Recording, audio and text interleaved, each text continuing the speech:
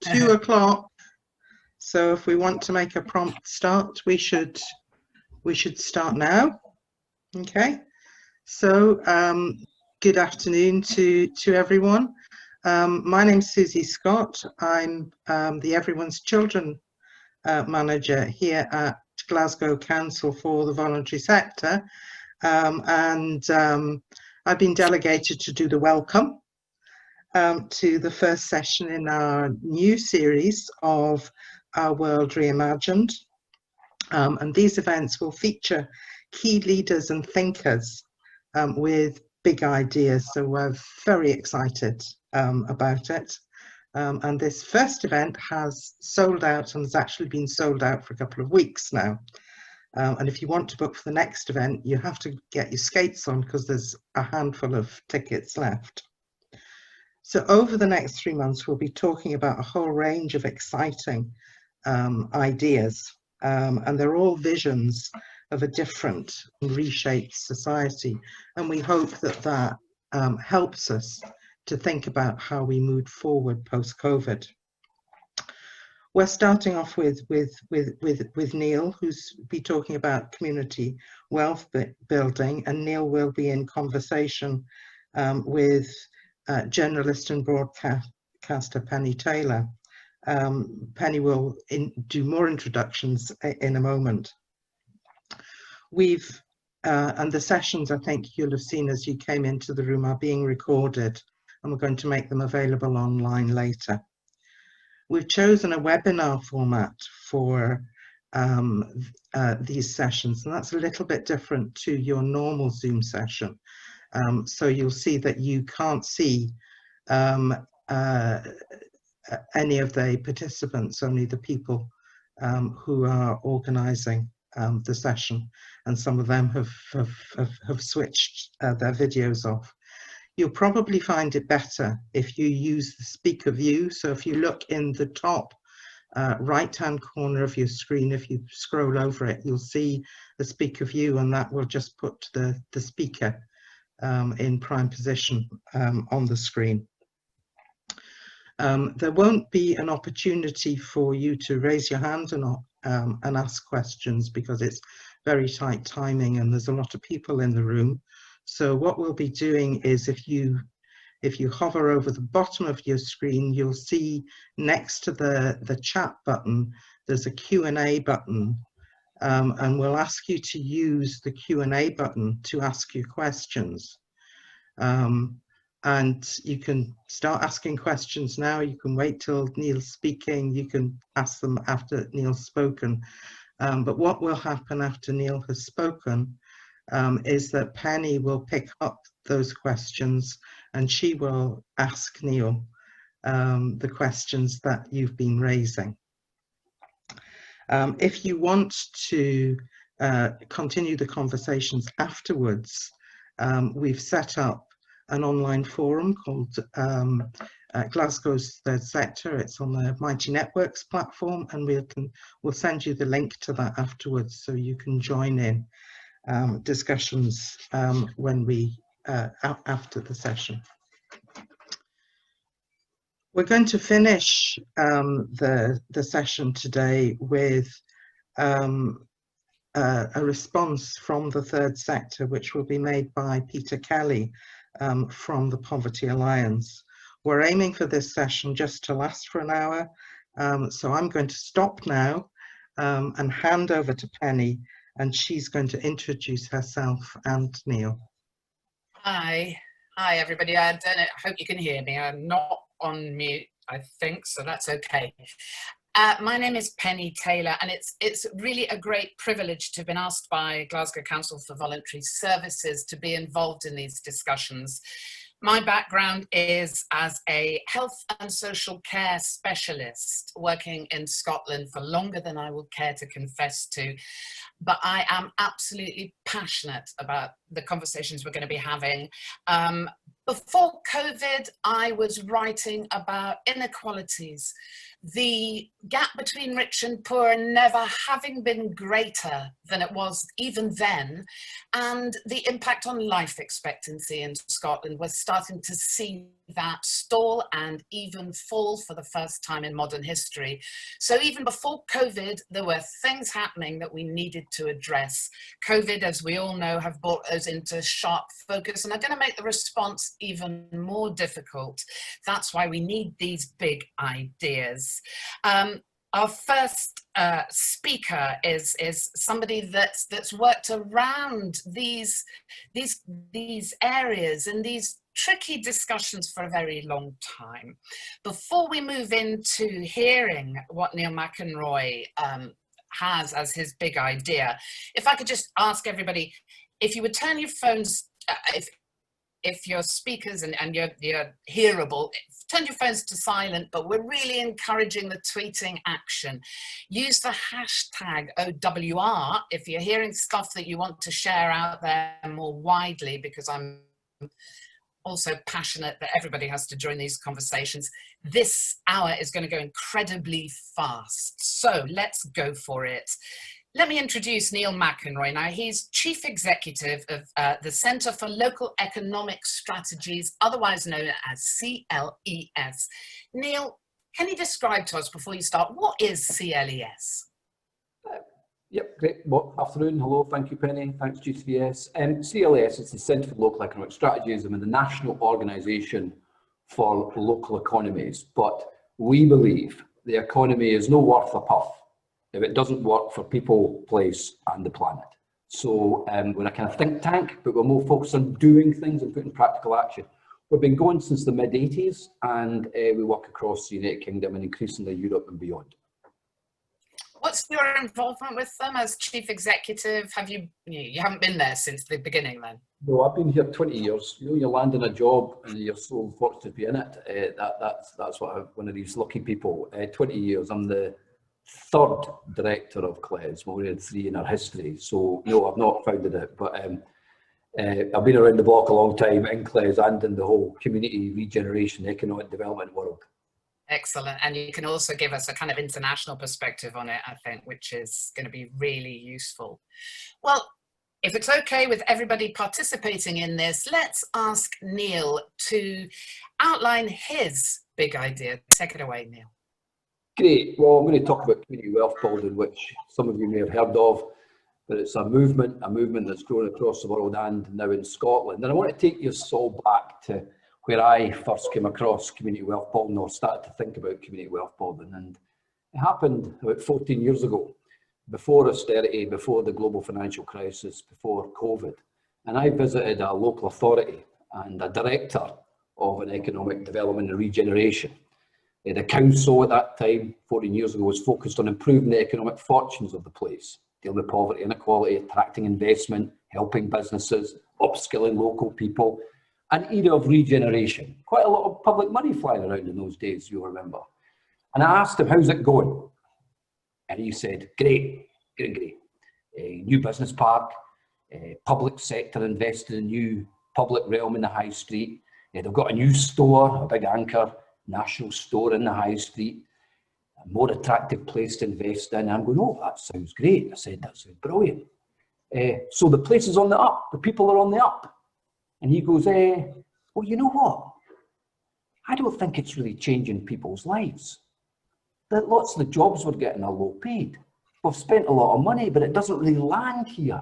Consultants, landowners, global corporations seem to benefit more than local communities.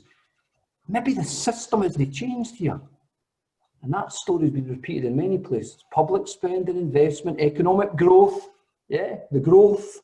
Don't worry about poverty, growth will come, you'll all be all right.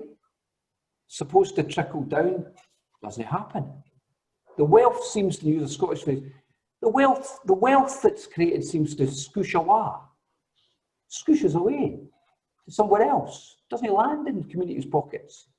We're left with the same old selfish, poverty, fossil fuel driven economy, the same old economic system. And that moment, 40 years ago, we think like, what's going on then? We're spending money. We're trying to regenerate communities. We're doing investments, not working. where does all the wealth go? And I was reminded in that moment of a defining feature of all economies. Who produces it? Who gets it? And where does it go? I'm an economist. You don't need to ask me any more questions than that. Who produces the wealth? Who gets it? And where does it go?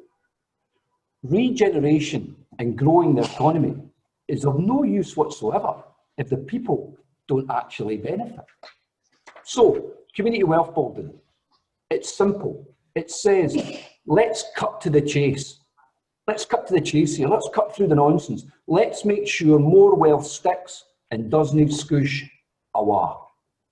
So at Cles, we started 40 years ago, started measuring wealth. We focused initially on wealth that we have some control over, which is public spending, isn't it? That's our wealth. Taxpayers' money, it's our wealth. Local authorities, universities, hospitals, colleges.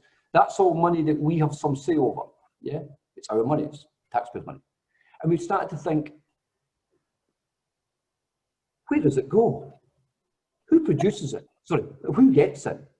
And what we found when we measured that wealth of local authorities and hospitals and so on, we found that money spent on staff, of course money spent on staff, public sector workers, but sometimes human resource departments don't put enough emphasis on local jobs or training local people that are maybe distant from the jobs. Also, we're spending money on companies with dubious employment practices. So we thought that staff and employment seemed important about where the wealth goes. Then we looked at pensions and investments, local government pension schemes. What were they investing the money in? Dubai, fags, nuclear warheads, or we're investing in local investment opportunities. And then we looked at what they spend their money on, procurement. Some of the money was going to companies that didn't have good employment terms and conditions, didn't have decent environmental or social responsibility policies, or were based in tax havens, or driven by shareholder return more than what local benefit was. And then we also looked at land and property assets. Some public bodies were acting as private sector developers, selling off public land, our land, and assets to private developers, or using private sector brokers who took healthy fees and returns. The money was squishing away. We also, what took me a little globally, scaling this up, guess how much wealth is held by the 8 richest men? The same amount as half the population of the world. 8 men own the same amount of wealth as 3.7 billion of us. In the UK, the 5 richest families own more wealth than 13.2 million of us. And in Scotland, we're a wealthy country, one of the wealthiest countries in the world. The wealthiest top 10% own 200 times more wealth than the bottom 10%. And 25%, 1 in 4 of us, have less than £500 of net savings, and 7% have 0 savings or are in debt. Wealth is a problem. Who produces it? Who gets it? And how do we get more people to get their hands on it? So what does community wealth building do? It's practical action. We turn the dial, redirecting more money from there, more wealth from there to communities, shortening supply chains, and making wealth work for people, place, and the planet.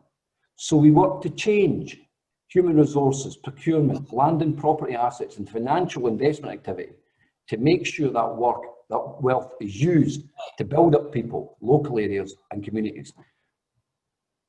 The word economy comes from the Greek word oikonomos, means keeper of the household. We say the economy is a social construct. We can construct it any way we want. We say, let's bring the economy, let's bring wealth back home. And key to this bringing it back home is ownership. The heart of community wealth building is shifting ownership of the economy towards models that lock that wealth in. It includes growing the number of community businesses, social enterprises, co-ops, community interest companies, community land trusts in the economy, especially in the private sector economy, because that form of ownership locks wealth in. We know smaller businesses, co-ops, they're more likely to employ local people. If they make a buck, they're more likely to invest. They're not going to invest in the Cayman Islands. They're going to invest it in where they are if they make a buck.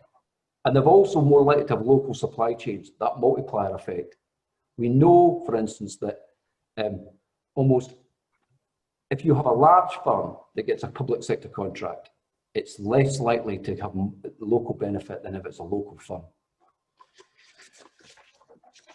From our work looking at wealth, we have now measured where wealth goes in hundreds of organisations, and we've started to advise them on how to change their own spending, their own workforce policies, their own land and property asset policy, and their own financial investments, with some great results. And I'll give you an example of one from Preston. In around 2012, we were interested in scaling up this idea of institutional power across one place, not just individual organisations, but a group of organisations. And we started working with Preston City Council. And the initial focus was on 6 large public sector organisations: the City Council, the County Council, the College, Preston's College, Cardamom Newman College, Community Gateway Housing, a registered social landlord, and the Office of the Lancashire Office of the Lancashire Police and Crime Commissioner. We measured their spend, £750 million of spend, and we found that much of that spend was actually not going to businesses and communities in Preston or Lancashire. So we embarked upon an extensive programme of changing where the money went by encouraging more local community businesses to bid for those contracts, from office furniture to catering to a whole gamut of things.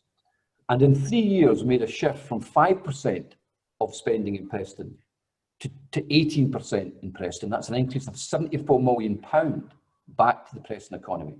And from 39% to 79% in Preston, that's a rise of £200 million back to the Preston economy.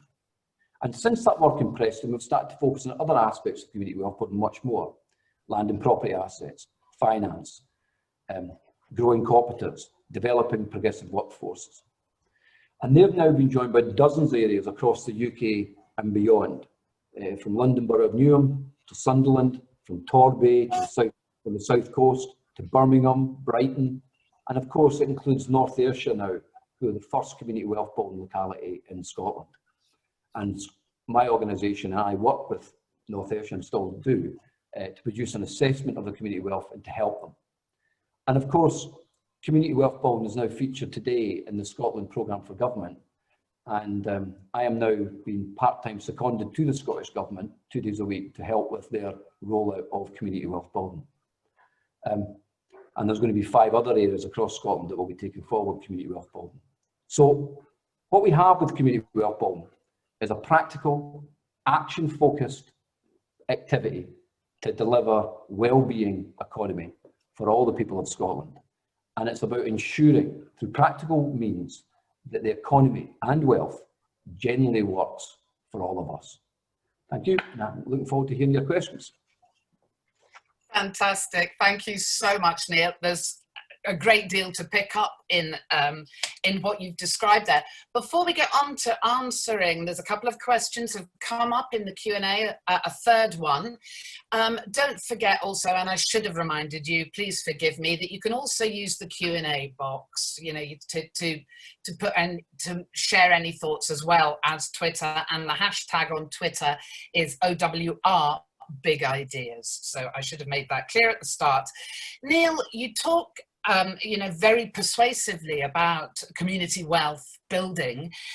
Do we have any idea about potential impacts? What difference does it make to people? Do we know that yet? Well, obviously I gave the examples from Preston in terms of the spending coming back to Preston, and we know that's involved 1,600 jobs to the Preston economy.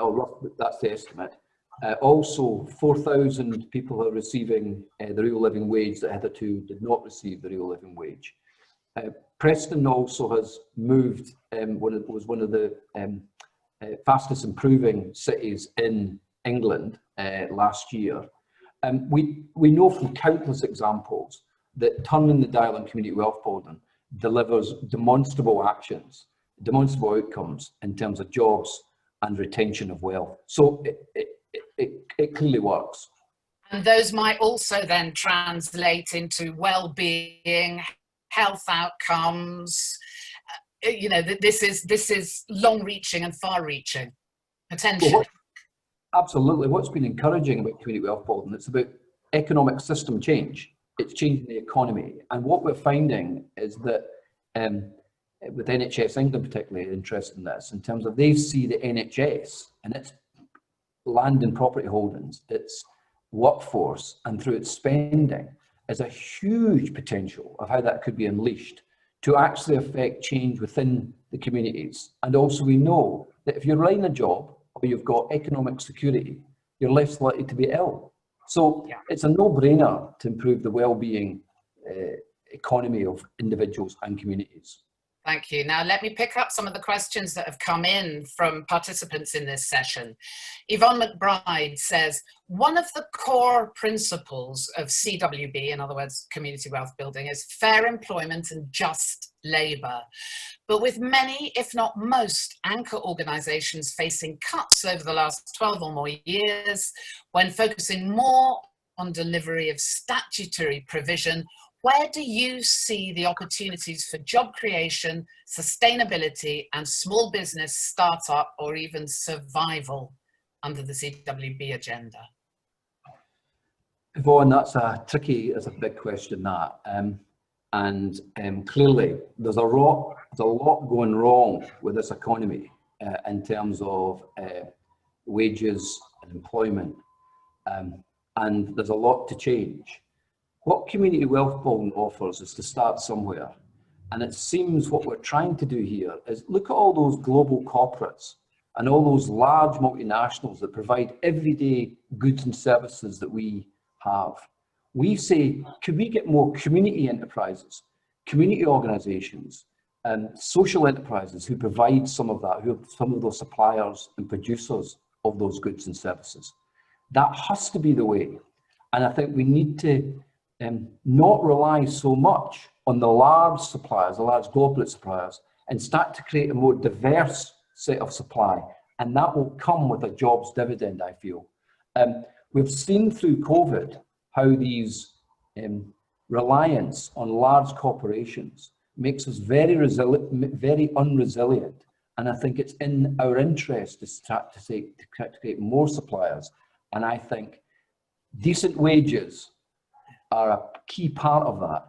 And finally, a lot of these global corporates, these large multinationals, they actually are more interested in shareholder dividend than paying the workers a decent wage. And if you take away the shareholder dividend, I think you could see an increase in the wages. And that's what smaller, more intimate local organisations can bring to supply.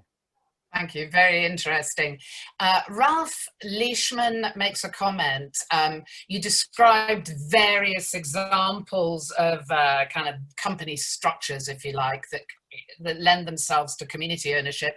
He's saying, I hope you include employee-owned companies in addition to co-ops, etc. It's a good point, because I know in social care in Scotland, we've got one large company, for instance, that is employee owned. They describe it as the John Lewis model, and it's a potentially very interesting kind of middle way. Very briefly, do you think that has a role, Neil? Yes, we believe in a plurality of forms, including employee ownership. What we need to get better at, though, is that some forms of ownership are more virtuous and more community wealth building than others, and we need to get clearer on that. And I think social enterprise, what does that mean, and what type of social enterprise? Are co-ops better than employee ownership? We need to get smarter at that. And I know within the Scottish Government and elsewhere, there's some work getting done to look at this in a lot more detail, to see what would be better better type of ownership models to unleash greater community benefit. And also, different sectors would lend itself to different forms of ownership. Care may be very different to retail, for instance. Thank you, good point. Now, rattling through the questions that are coming in, but here's a biggie. What are the main barriers and facilitators to shifting public sector spend locally? What do you encounter when you try to change that system? There's lots of myth around some of this. And clearly there is some legal barriers and so on, but the biggest shift, I think, is in the practice and behaviour. There's cultures that are risk averse. So that is we tend to say the law is the law, let's try and change the practice. That is one of the mindsets. And what's interesting about procurement particularly, procurement is seen as a technical exercise of how you choose a particular supplier of a good or service. We believe procurement is economic policy and economic development policy. And procurement is itself, is not see itself as that. We say a council has a spending of £300 million, yeah, across its whole piece. And its economic development department has maybe a budget of 2 million. Well, we would say the £300 million is also part of economic development, because who they employ and what they spend on goods, what they spend on goods is equally significant. So we say procurement should be about economic development. And that mindset is perhaps the biggest barrier. It's seen as a technical exercise just to get a good or service, not something that's about changing the economic and social system of place. Well, Gary Donegan puts a question that I think is related to that, because Gary's saying, you know, it's about local suppliers and how do we support them with access to the market. What are your thoughts on the measures that it's saying here, the measures and all programs currently in place, and what could be added to the program of supplier development to improve third sector, community sector position here? Our view is that if it's public money, it needs to consider the financial, the cost, the finances, but also equally the local economic benefit, the social benefit, and the ecological benefit. And they need to all be considered as part of any public sector purchase.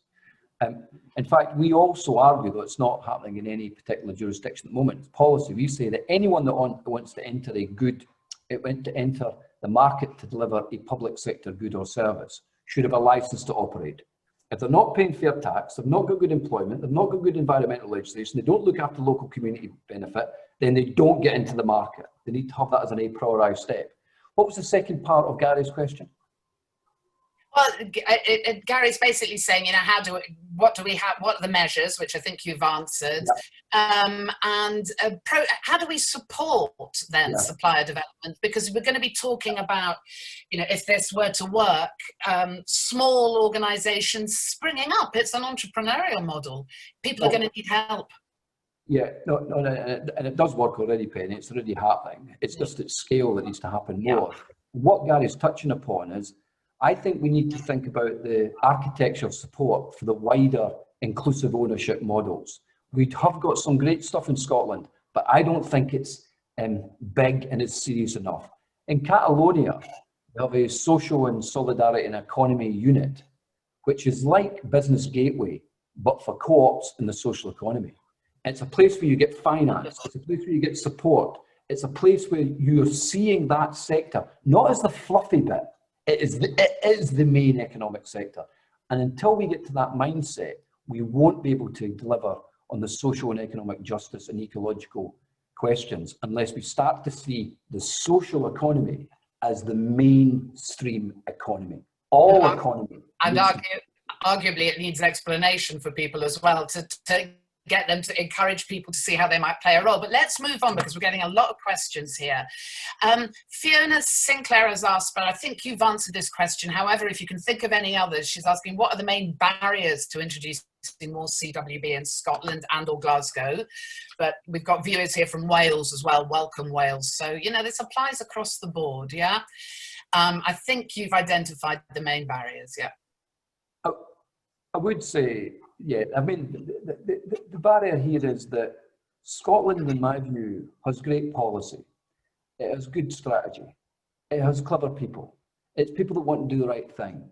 It's people that want an economy that works for us. All those are fantastic ingredients. I think sometimes we're a little bit reluctant to action things and to scale things and to do it with real intent. And this crisis, this COVID crisis, tells us there's no time to waste here. We need to do things, action things quicker. A good strategy is only a tenth of the battle. The other 90% is doing it. Okay, now you mentioned that you're now an advisor to the Scottish Government, and you talked about 5 communities over and above Ayrshire, yeah, where the community wealth building model is going to be tried out. Where are they? Can you rattle those out for us? Yeah, they're in exploration and they may change, but at the moment there's Clackmannanshire, Western Isles, one of the areas in Tay City region, one of the areas in or Glasgow City region, and also south of Scotland. So south of Scotland, Glasgow City region, Tay Cities, Clackmannanshire and Western Isles at the moment are identified areas. The exact scope and scale of the community wealth board is not yet defined, but those are the areas we're looking at the moment.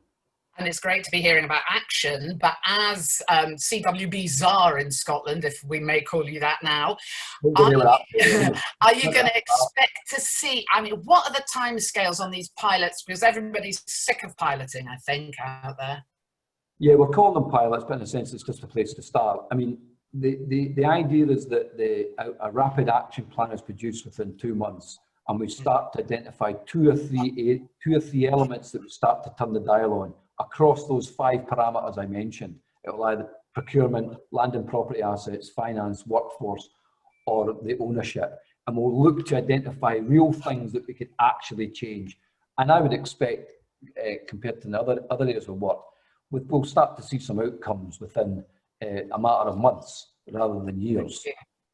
I'm very conscious of timing, and I'm conscious that we've got a lot of questions here. Kathy Gunn, I think you've answered the first part of her question. But what can we do about local authority? Oh no, central government. If central government isn't following the rules for open tender, I think there might be a reference to various deals that have been done in recent time in England here behind that question, I imagine. Tell me if I'm wrong, Kathy Gunn. Go ahead, Neil.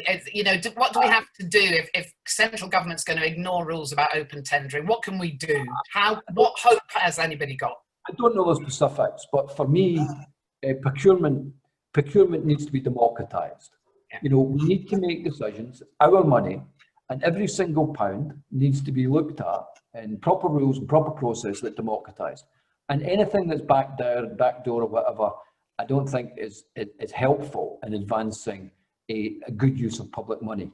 Though, of course, certain thresholds, you don't want it for every single pound, maybe that's too far, but certain thresholds you do, you know, you have repeat tenders or you know, different forms of doing it. But any significant big contract, that needs to be democratised and proper rules and procedures undertaken.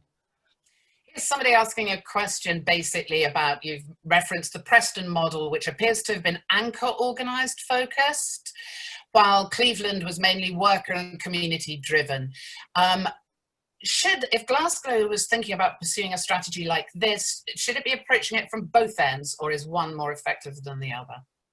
You need both, but Preston was done from both, as was Cleveland. Cleveland, it was the hospital and the local authority and the university as anchors who decided to set up a laundry co-op and market garden co-op. They created the demand for cooperative supply, and it's similar that's happening in Preston and elsewhere. So you need both. The instigator of this could be community, but of course the people that's got the big wealth, if you like, are those big, large institutions. And when in community wealth, we should not just be thinking about public institutions, we also think about large private institutions as well, and how they operate as regards workforce, procurement, land and property assets, and what they do with their own financial investments. And that's starting to happen a little bit in some of the areas we're working with the private sector. Thank you. Here's a question from Ricky Bell saying, have you done any work with pension funds, and are there fiduciary issues? He says, brackets, chair of SPT, close brackets. If you'd answer the next few really quickly, sorry, Neil, we're hitting the barriers with time. Yes, we have looked at pension funds quite significantly, and there is a fiduciary responsibility. We don't want people, you know, hard workers, people that work in the public sector for years, to lose out in a pension because of some dodgy pension decision. But we believe there is quite a significant flex. There is return that can be done from local investments, and I think it's up for councillors on pension committees to ask the right questions about what proportions could be suboptimal rates perhaps in terms of return, but nevertheless fairly risk-free or minimising risk to both get that pension resource into a local investment opportunity and still bring some return to the pension holders. Thank you. David Smith is saying, you know, this we need to avoid this becoming another top-down exercise. He says by promoting adult community learning to actively support member engagement and control. I mean, presumably when you're talking about an agency like, say, Scottish Enterprise to support this sector, that could be looking at that, or does this cut across all government departments? It does cut across all government departments to an extent. I would say, and I think hinting at that question, more work needs to be done on driving this more from the community. I think it has come a little bit top down, and I think it does need more of that drive. And I think that's where local politicians, local activists, community groups, and so on need to play a much more role in the stewarding and development of community wealth building in place. And that's something we'll be looking at in those areas that I mentioned earlier. And I've already had conversations to that ilk with the Western Isles. Well, I think this ties up with a question being put by Tracy Jenkins as well, perhaps. But she asks, where does the third sector fit into the concept of delivery of community wealth building? They're pretty much central, of course, because you're trying to ensure that we believe that the third sector is vital in terms of a means of which wealth is locked into a community. What I would say to Tracy is, though, community wealth building is not as much interested in the third sector delivering public services. They're much more interested in the third sector delivering commercial economic activity. And we would like to see how the third sector could move more into commercial economic activity, be it retail, manufacturing, and so on. And that is the bigger prize, rather than the third sector just delivering more public services. That's really interesting then, because it's almost changing the definition of third sector. Absolutely. You know, we see the social economy, broader sense, as the core economy. We believe that economy that's closer to the people's lives, to places, the intimacy that comes from the social economy is what the whole economy should be. And it should be that the private sector should start actually thinking much more like the social economy does. From a theoretical, conceptual point of view, that is the spirit of community wealth building. In practice, we work in different ways, but in practice it's sometimes hard to kind of translate that. But that is an essence of what we're trying to do in conceptual terms.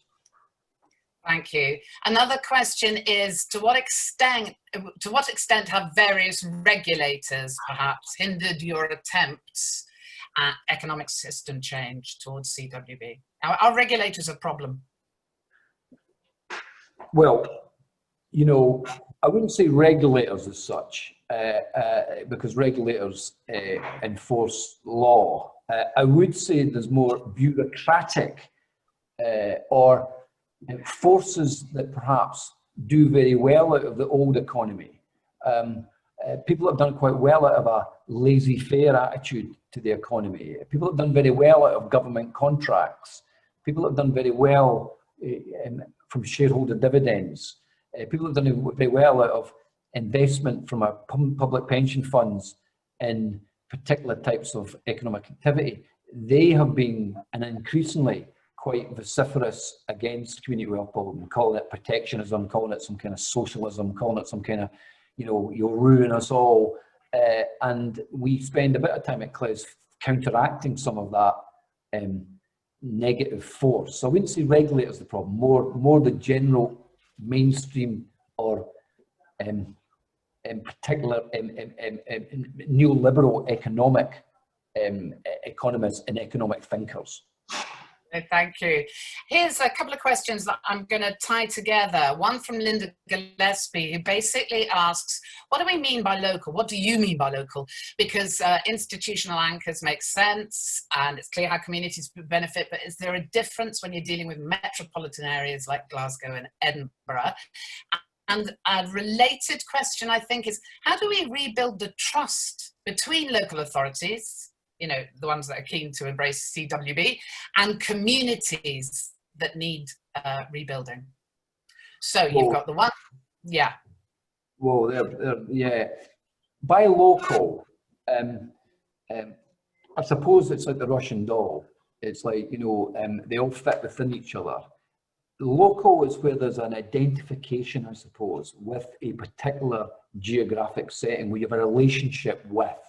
And of course, if you're a citizen of Glasgow, say Dumbartonshire, you've got a relationship with Dumbartonshire, but also with Glasgow City region, and also with the wider west of Scotland. So by local, it's very much eye and beholder, but I think local would be things that operate at a Dumbartonshire footprint or even micro, intra-Dumbartonshire footprint, but also in a wider Glasgow City region. So by local, it's more about what do you relate to in a significant way, I think is an important point.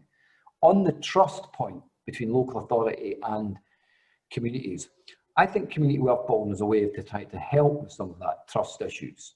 And I think the work in community wealth building is to try and affect change within the economic system.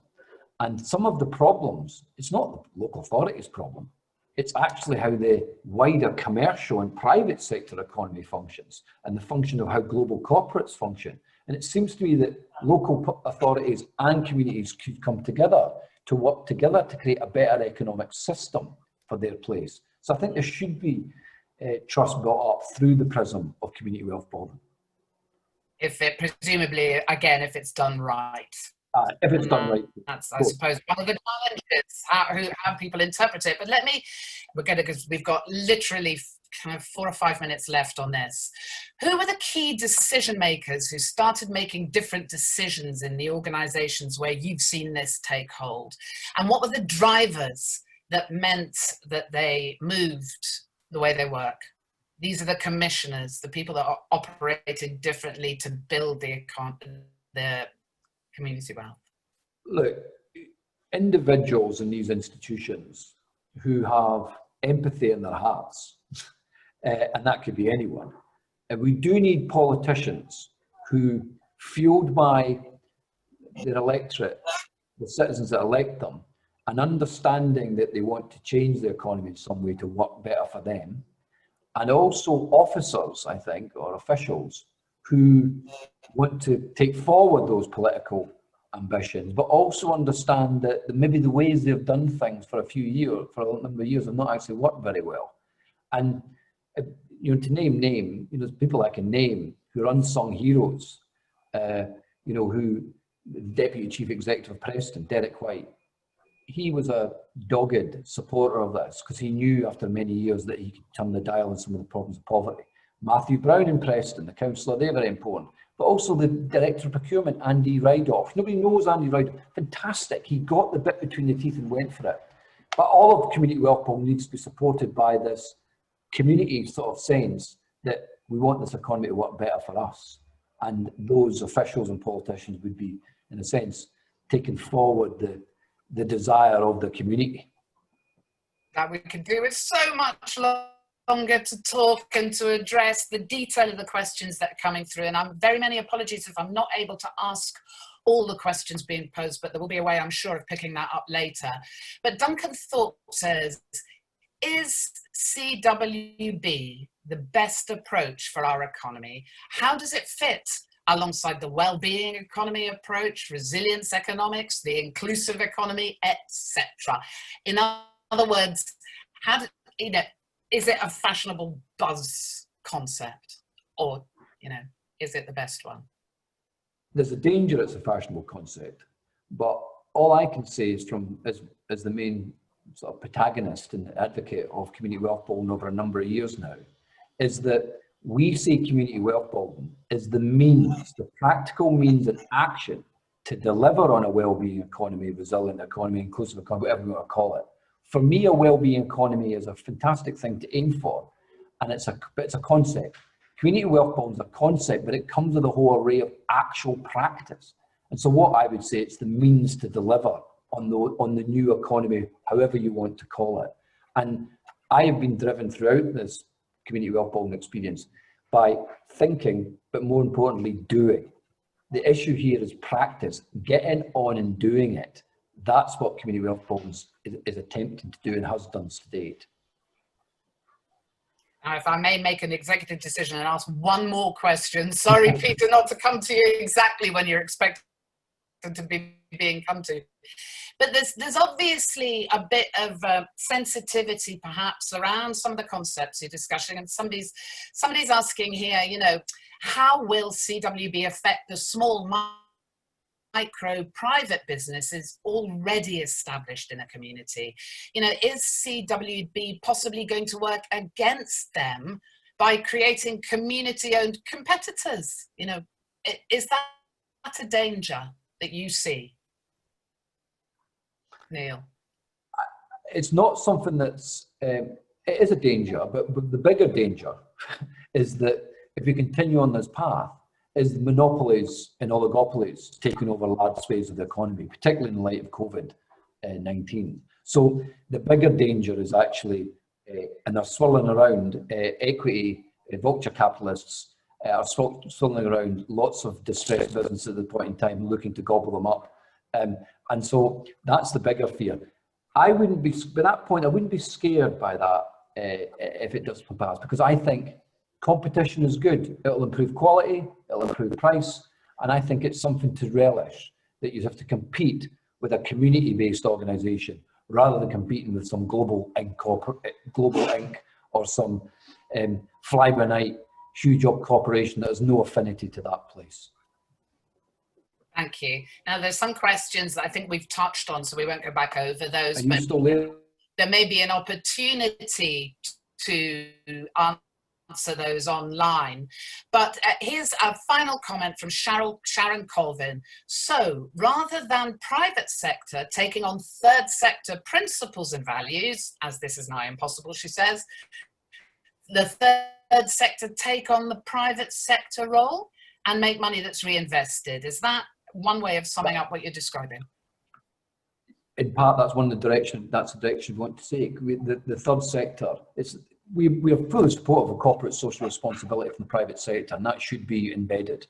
But what's more interesting is how does the third sector and the social economy take more and a greater slice of the commercial economy? Because we know if they do, the wealth will be locked in, local jobs are more likely to occur, and there'll be a greater multiplier effect through the supply chains. So, and we know across what we've done elsewhere in the world, that the more resilient economies of the world, the places where there's great levels of social and economic justice, there's a higher proportion of those inclusive ownership forms. Okay, really interesting. Thank you so much, Neil McIntyre. I think as well as a great deal of information, there's some challenge in there, isn't there, for a third sector and the voluntary organisations. We're now going to hear a response from Peter Kelly, who's director of the Poverty Alliance. Hi, Peter. Hi, Penny, and thanks, Neil, for that. It was absolutely fascinating. I now realise the scale of the challenge that I've taken on in trying to respond to all of that, and to even engage in some of the discussion and questions that have come up, which has also been fascinating. I think that level of discussion really highlights the interest that will come from the third sector in ideas of community wealth building. We've seen it already in North Ayrshire, where it's already started, and where the third sector has been really quite an important part of the discussion locally about what kind of economy do we want. And I guess that's where community wealth building really resonates, I think, for much of the third sector, is that very often we are picking up the consequences, picking up the damage from the way that our economy works at the moment. And I think that there's a reason why discussions about community wealth building, about well-being economy, about universal basic income or universal basic services, why these things are all so much on the agenda in a way that perhaps they weren't in the last great crisis that we faced. And it's partly about that. We have an opportunity now, I think, to really try and chart a different course, one that doesn't rely on the kind of failed solutions that we've had in the past, doesn't try and dress up old solutions to the problems that we face now coming out of this pandemic. And it's interesting to be having this discussion, I think, probably at the very moment when the programme for government has been announced, And I'm pretty certain that in that programme for government, we're going to hear the word jobs an awful lot. And I think, again, that's really important. We need jobs. We're going to need a lot of jobs to get us out of this, out of the recession that we're in, and out of the potential economic catastrophe that awaits us over the coming months. But I think what community wealth building does is sets out really clearly about why we can't have more of the same, why things like the Kickstarter initiative that's been, whilst not fully developed but outlined by the UK government, why that kind of approach on its own is not going to be enough. Just creating more jobs, more minimum wage jobs, more part-time jobs is not going to be a solution. And I think we in the third sector see that all the time. So the emphasis in community wealth building as a principled approach that has the real living wage, that has workers' rights at its heart, is going to be really important. I think not only that, and other reasons why the third sector, I think, should really engage in this agenda, is the centrality of the idea of place. I think in many ways, third sector organisations in being able to carry out any of their activities need to have an intimate understanding of the communities that they operate in. And so therefore, again, the centrality of place to community wealth building means that there's a natural fit there for the third sector.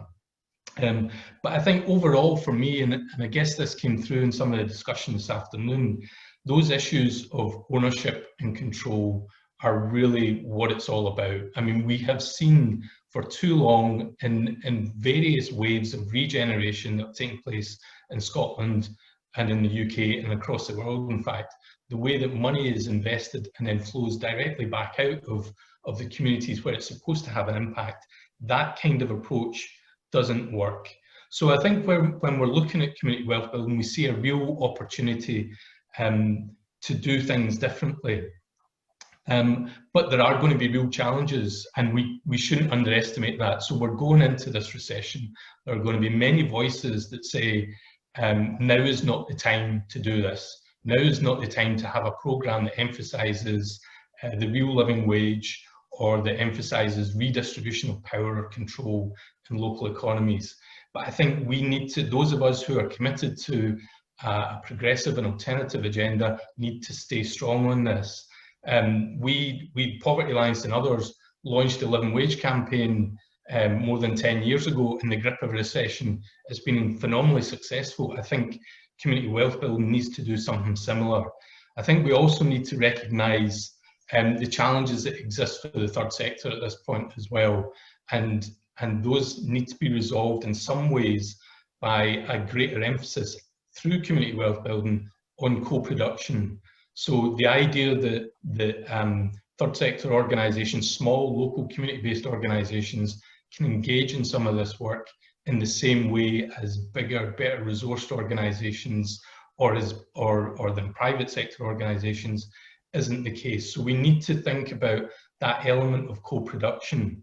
But overall, I think the response that Neil and the colleagues in the public sector and Scottish Government will find is one that's enthusiastic for this, so long as the third sector can really be genuinely brought in as partners to help deliver this. I think it really does, it offers an opportunity to do something quite different in the future, and something that's really going to be needed in the future.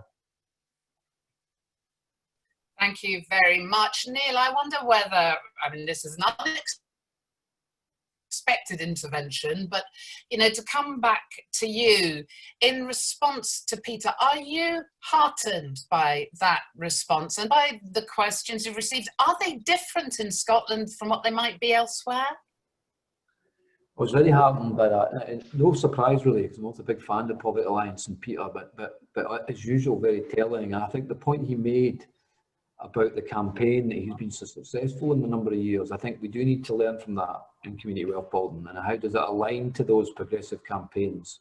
I think at a grassroots level is the missing bit really, and that needs to be thought through. I mean, at the moment, it's obviously there's interest and there's things happening at the Scottish Government level, but it does need to get into that the filaments and the beautifulness of what is Scotland in all its manifestations. And I think it needs to get into that grassrootsy thing as well as build up some and amplify it. So I need to talk to Peter and others more. And obviously I'm sitting here in Manchester, and obviously I'm Scottish, and I've worked in Scotland a lot, but I'm not, me personally, I'm not networked, if you like, in Scotland as much as I should be, and I should be more given this part-time role of the Scottish Government. So that's what I would say, is that Scotland, where and I'm not just saying I'm Scottish, but obviously community wealth building's grown more in other countries or other places quicker, or it's starting in other places. And I've always thought, and I'm not being myopic because I'm Scottish, I've always thought the ingredients were right in Scotland, because one, we've got strong communities, two, we've got a sense of social justice. Well, yeah, there's a spectrum, but it's there. Yeah, there is a sense that we're all Jock Thompson's bairns. We all stand together. Yeah, there is a sense of a nationhood. There is a sense of public service that serves, doesn't just take. And those ingredients, I think, are really vital for community wealth building. And can I ask one supplementary then? Do we need other powers to make this happen, or could we do it with what we've got? Look, there's talk about community wealth building acts and different forms of legislation and so on. I think you could go down a route of creating law that empowers new laws, but the problem is with that is it just slows things down. I think there's enough of existing legislation to be getting on. It's not perfect. Yeah, there's more to be done, but let's get on and let's get to the edge of where we know what legislation is really stopping us, and then say, let's get rid of that legislation, let's change that legislation. We're not there yet. Let's get North Ayrshire, let's get these other areas going, let's get it, and then let's find what the problems are. I know what the problems will be, and I know where we'll need legislative change perhaps, but let's not go there until we've actually got right to the brink of it and saying, this is crap, let's change it. And we've not got enough practice yet to actually Thank you so much. As you can see, we could do with at least one other hour, because there's so much more that we could be asking. But Neil, you are now our community wealth building star, whether you like it or not. So, you know, there'll be ways that people, I'm sure, can feed into your thinking as it goes through. In terms of wrapping up this session, I would like to say thank you so much. I've learned such a lot. You've really chimed with concerns about procurement that I'm hearing from right across the public sector, that we are measuring the wrong things necessarily. Sometimes we're not looking at the outcomes, perhaps. I think everything that you said about the support that's required for the kind of community wealth building organisations to even identify how they could respond to that, I think is absolutely vital. And I think there's a challenge also on communities to really engage with this and say what they want to see. And we probably need new approaches for how we capture that information. Now, we've got about 2 minutes left. I just want to also highlight that the next big idea that's going to be shared will come from Cormac Russell of asset-based community development organisation Nurture Development, which is based in Dublin. He's asset-based community development guru, and we will have an hour with him on the 9th of September. That's next week at 1 o'clock. I think there are still spaces if people want to register, but I'd like to say very many thanks, not only to Neil and to Peter for contributing to this, but also thank you so much to everybody who has used the chat and the Q&A. I hope you don't feel that you've been left out, because all of your questions will be gathered and we will make sure they're presented and people know what you've been asking and what concerns you. So just really to wrap this up, I don't have a second counter on my computer, but we're about to turn into 3 o'clock. Thanks so much and very good luck with it. I'm going to be keeping a close eye on it personally. Thank you. Thanks a lot, Penny. Ably chaired. Thank you. Thanks, Peter. Nice one. Thank you.